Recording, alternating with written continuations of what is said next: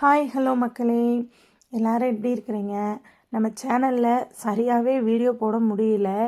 என்னென்னு பார்த்தீங்கன்னா, நம்ம ஹாஸ்பிட்டல், வீடு இந்த மாதிரி நடந்துக்கிட்டு இருக்கனால தான் நம்மளால் சரியாக வீடியோ போட முடியலை. அப்போ இனிமேல் நம்ம சேனலில் கண்டிப்பாக தொடர்ந்து வீடியோஸ் வரும்.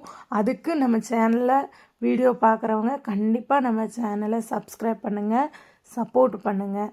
சரி, வீடியோக்குள்ளே போகலாமா? இன்றைக்கான வீடியோ என்னென்னு பார்த்தீங்கன்னா, அம்மா வந்து வேலைக்கு போயிட்டாங்க. இன்றைக்கி காலையிலே கிளைமேட் பார்த்திங்கன்னா பயங்கர காற்று.